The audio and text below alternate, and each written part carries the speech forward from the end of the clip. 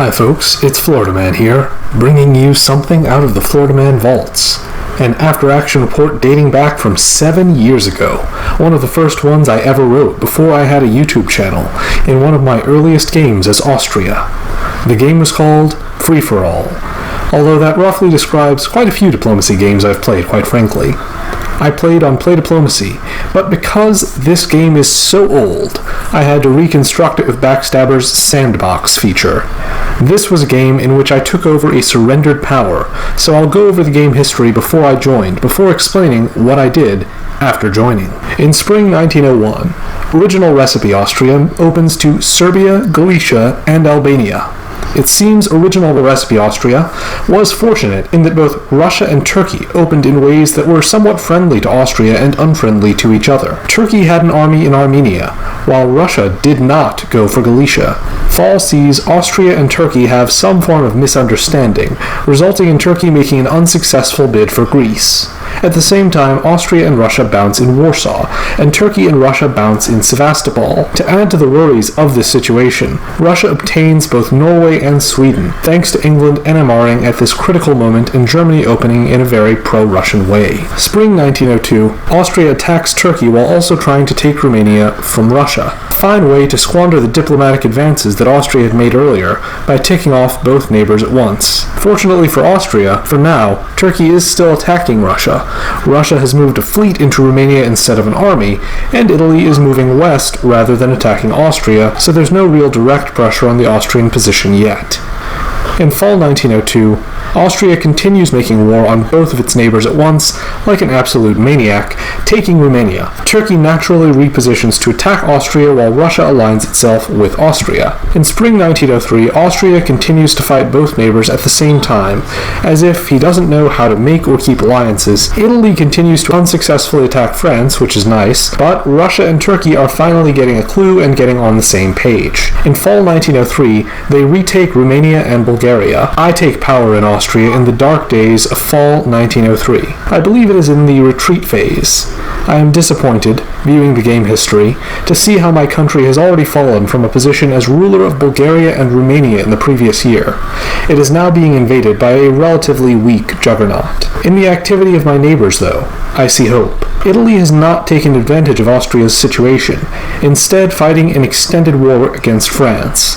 This strongly indicates an alliance with Austria. Germany has similarly been preoccupied in the West and has not yet moved against Austria. I immediately get in contact with Germany, Italy, and Russia. Although I will briefly communicate with Turkey later, these are the primary players I have close contact with for the remainder of the game. I contact Russia, promising ceasefire if he only backs off militarily. Unfortunately for Russia, I also get in contact with Italy and Germany. Italy is all ready to rescue Austria, his ally even before I arrive, while Germany is eager to work with me for a chance at some Russian territory. I establish alliances against Russia and Turkey respectively. The invasion of Russia commences quickly. Germany and I move together in 1904. In the fall, with German support, I take Warsaw. Though the alliance with Italy gains little ground at first due to Turkey's unique defensive position, I persuade Russia that if he helps us, I'll help him save himself from Germany. Russia agrees to this, stabs Turkey in 1905, and captures Ankara. Naturally, I send a message to Turkey,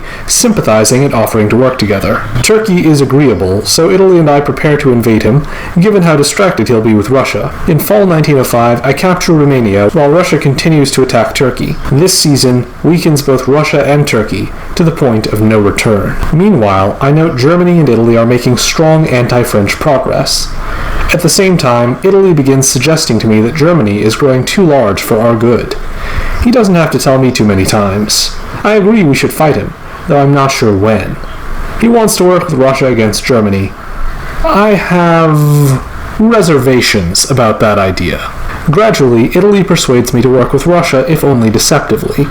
I extend the offer to Russia, and therefore stop fighting him, so we can turn our attention toward Germany. Turkey is already gone by the time our forces march into Germany's territories. The rest of the game moves toward either an Italian or Austrian victory, as Germany barely communicates with anyone as far as I can tell, and Russia eventually gives up on the game and surrenders. Turkey makes amusing comments after his death in the public press. Germany fights as hard as possible when you're one country fighting two large powers, but naturally, gradually loses ground until the end. Overall, Overall, Italy was a consistent ally, not quick to stab or unwise in any of his choices. Given my chronic backstabbing directed at Russia, Turkey, and Germany, this complemented my style well. Even a last-minute backstab by Italy, delivered just after the draw was finalized, could not derail the glow of the victory our two nations shared. For me, this was an unusual experience of actually sticking with an alliance through the whole game, at least partially because I never had any better options. I should note this was a time in my diplomacy career where I was considerably more treacherous than I am now, of course.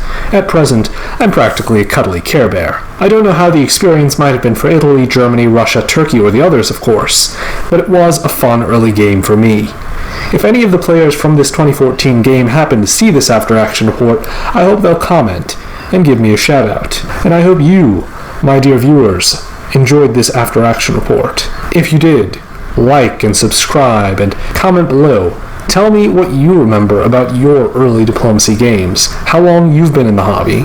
It's been a surprisingly long time for me, but I guess that's what happens when you stick at something since high school and college. If you really like what I do, you can go above and beyond. You could join my Patreon, or support me by writing subtitles for these videos, like the people whose names are now on screen. Florida Man wants you for the Alligator Army. And until next time, Florida Man out.